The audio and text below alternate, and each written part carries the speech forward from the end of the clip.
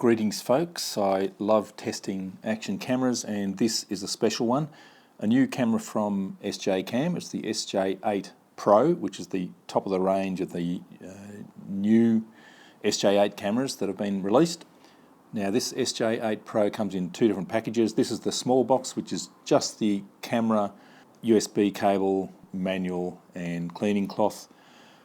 Or you can buy the big box, which comes with the waterproof housing and all the accessories. I'd recommend buying the big box because it's only about $20, $25 more and you get all the accessories and the underwater housing as well. The version I was sent is the small box, which is meant to have the USB cable in it. This one didn't come with a USB cable, and that was a little bit of a problem because it's a USB-C cable, a new symmetrical sort of USB cable. It doesn't matter which way you plug it in, they both work, but you don't have those sorts of cables lying around at the moment. They're not very common, so I had to go and buy one, but that's no drama. Now let's talk about some of the specs for the camera. So it's an upgrade from the SJ7. It's now using the Ambarella H22 S85 chipset and the Sony IMX377. That's a 12 megapixel sensor from Sony. 2.33 inch touchscreen on the back and a little 0.96 inch OLED screen on the front. Now the higher spec chip and sensor bring 4K 60 frames a second, which is absolutely amazing. And it's gyro stabilised at 4K 30 frames a second. It has a 7-element lens, 170 degree angle of view, aperture f2.8, focal length 2.8 millimeters. Comes with a 1200 milliamp hour battery, all up weight 85 grams, supports up to 128 gigabyte card, and you want as fast a card as you can get. Ideally a U3 spec card, but I'm using a U1 and it's working okay. It has the H.264 and H.265 video codecs. H.265 I think is meant to give you a smaller file size for the same quality, but I'm just using the normal H.264. Photo resolution 4000 by 3000, 4:3 aspect ratio, 12 megapixel, or you've got all the other aspect ratios as well, 8 megapixel, 16:9 aspect ratio. Has 2.4 gigahertz and 5 gigahertz Wi-Fi. 6-axis gyro stabilization on most of the video resolutions, not the 4K 60 and not the 1080 120, I don't think. So it has some very, very impressive specs. Previously the SJ7 has been the higher spec SJCAM, which gives beautiful video. I really like the quality of the video. The audio quality is not good at all though. It's very muddy, a little bit delayed. The audio quality has been improved with the SJ8 PRO. It's a lot clearer. There are two microphones, one on the side here and one on the front there. So I'll just give you a comparison of the two different audio qualities. So first up we'll go for the SJ7 Star. So that's recording now, and that's the audio quality you can expect from the SJ7 Star. I've always found it to be very muddy, a little bit delayed, just a bit disappointing compared to the quality of the video. And this is the SJ8 PRO, and I'm sure you can hear how much clearer the audio is. The video quality is fantastic. I'll show you more about that. I've been playing with it a little bit, but I'm going to go out and do a lot more filming with it so I can give you some really good examples. But good improvement to the audio with the SJ8 PRO. Right on the front we had the little 0.96 inch OLED screen, lens, couple of indicator lights. Let me just turn it on. Here's the power button on the side here, push and hold. Get a little bit of a light up and we get the information on the screen there. Power button, touch screen on the back, speaker and shutter button on the top, microphone, and this is the USB-C connection there. It's a symmetrical connection, so it can go in either way, it doesn't really matter. You can also, through the C port, you can get an FPV cable, which is also a PWM cable, which means that you can start and stop video recording and take photos via your radio controlled transmitter, which is excellent. You can get an external microphone, has to be that USB-C style connection. They say you can get digital and analog video out, so that must be by that FPV cable, I guess. On the bottom we have the tripod mount, which is just brilliant. The SJ7 doesn't have one of them, so you have to have it in this naked housing. And we've got the battery and the micro SD card in there. Let's have a closer look at the menu structure. So it's a touch screen. You can go up to go through different mode options: video, photo, video lapse, slow motion, burst mode, photo lapse, video plus photo, and car mode, so you can use it as a dash cam. They say if you're using it as a dash cam powered through the car, you need to remove the battery so that it doesn't overheat. And if we swipe sideways, you can switch between the photo mode and the video mode that you have currently selected. Same both ways. And swipe down and you can lock the screen, turn on the Wi-Fi, put it into FPV mode, and use the Bluetooth remote control, which is an accessory. We've got 8x zoom, I believe. I haven't tried that yet, but I'm going to try that and show you a bit later on. This is the play button here. Push that and it goes into play mode. I actually find that a little bit too accessible because often you'll just touch that and put it into play mode and you won't be able to start your video. Next one is the video resolution, and you can just scroll through the different resolutions. So this is 4K 30 frames a second. If you tap on it, it'll give you the option of going right up to 60 frames a second, 50, 30, 25, 24. They are brilliant options, fantastic. 30 frames a second, you have the option of gyro stabilisation, which is just awesome. Touching that video button, you can change modes as before. This symbol's a little bit confusing because in other programs that is sort of the enhance button, I suppose, but that's actually all the settings for the mode that you're in. You've got EV, exposure value, you can change all of them. White balance, you can see the different white balances changing there. Underwater makes it redder, fluorescent, cloudy, sunny, auto. Auto does a pretty good job anyway.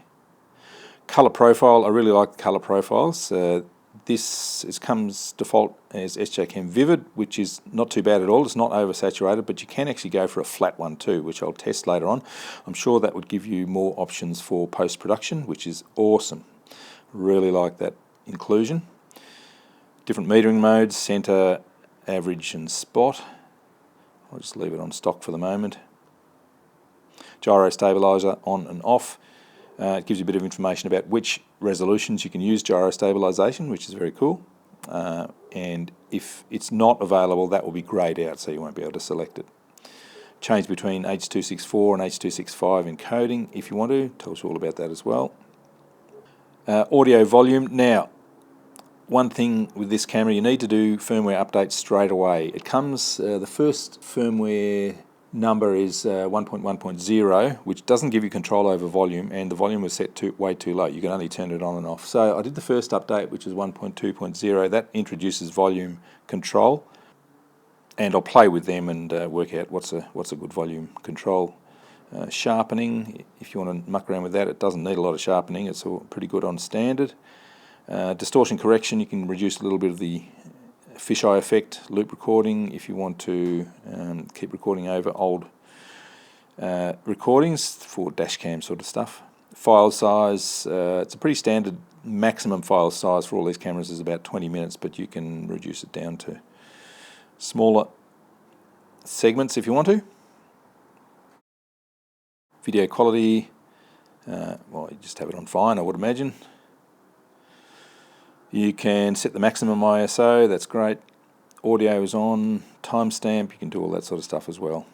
So that's all of the settings in that mode there. You also have other settings here as well. These are sort of global settings, I suppose.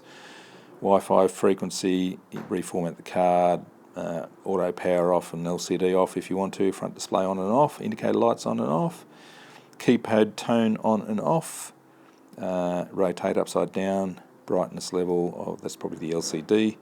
Color temperature, which is pretty cool. You can change the color temperature on a slider, which is brilliant. External microphone, if you've got an external microphone, you'd need to turn it on there, I guess. Date and time, setting up the date and time. Gimbal control. Yes, you can get an SJ gimbal, which would control the camera from your handpiece, I guess. Local light frequency, back to default. Display ISO if you want to. You can choose different interfaces as well. This is the classic interface at the moment, but you can change that to SJCAM and you'll get icons instead of list. I kind of like the list really. And finally the version, and I'm on firmware version V1.2.4. SJCAM are constantly updating the firmware, and they are big updates too. At least do the first update, which is 1.2.0. That adds all the 2K, 2.7K video resolutions. Before that, only seemed to have 4K and 1080. Adds volume control, adds better gyro stabilisation, so highly recommended. Now let's have a look at the photo modes, photo resolutions. You can see there's this 8 megapixel 16:9 if you want to fill the frame. Really, really high quality photos. I'm very impressed with them, super sharp. Photo settings, EV, white balance, color profile again, metering mode, all the same sort of stuff. Set the shutter speed. You can capture RAW if you wanted to, which is great. Photo quality, gosh, it's hardly needs to be any better, but let's put it on fine anyway. Alright, and we're back to the start. Ready to go and take some videos.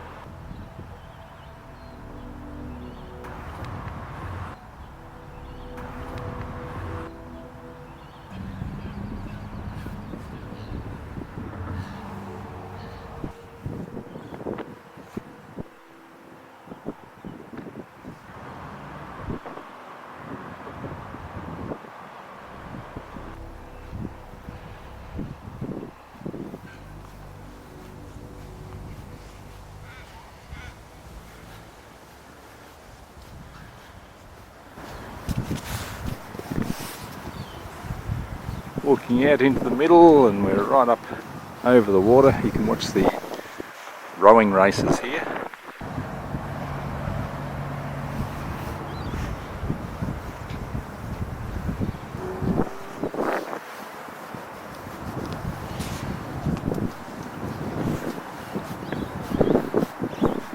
Not a bad spot for a walk on a sunny winter's day.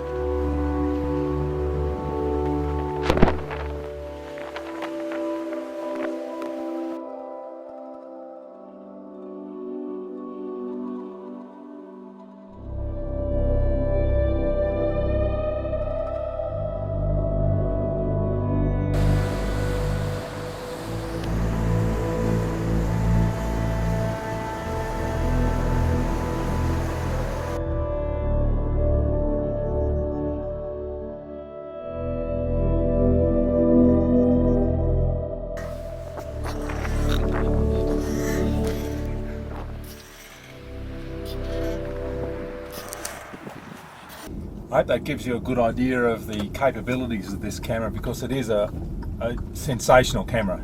It's probably the best camera I've ever tried, the best action camera I've ever tried. The 4K 60 frames a second is just stunning, and the fact that it's got gyro stabilisation at 30 frames a second is also amazing. I probably won't ever use those settings. I don't use 4K very much, but I do use the 2.7K and 1440p, which is like 2.1K I suppose, and you can have it at 60 frames a second. You've also got 50 frames a second, 25 frames a second, 24 frames a second, all those different cinematic options and things like that. I really like the way it handles contrast. It's not over the top at all. It's almost on the low contrast side, which is much better in my book. It also has the flat setting, which means that you can do a lot in post-processing, have the contrast however you want it, which is more professional. That's excellent. The audio is a big improvement over the SJ7, much better improvement. I think it's a stereo output. It seems on mine the stereo balance is a little bit off to one side, or maybe imagining that, I'm not too sure. But yes, the audio quality is much better. The still photography is just sensational. It's super sharp, really nice colours, not overdone, just natural and smooth colours. Very nice indeed. 12 megapixel 4:3 aspect ratio or 8 megapixel 16:9 aspect ratio. There are a few little niggles. You need to update the firmware as soon as you get it from the 1.1.0 because that's a little bit restricted. If you want the volume control and the sort of in-between video resolutions, you need to update to the 1.2.0 at least.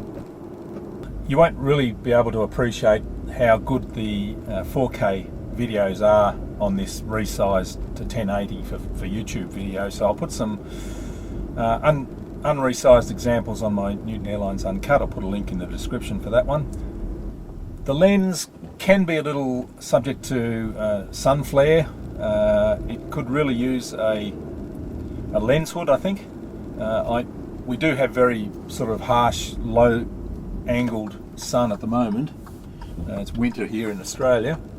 But I have to say this is a superior action camera. It's better than all the other ones that I've tried. Top of the range of all the cameras that I've tested for sure.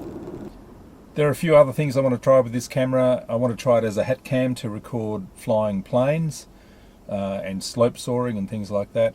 I also want to mount it on the plane to get some aerial onboard footage as well. So stay tuned to the channel to see that one. Thanks for watching.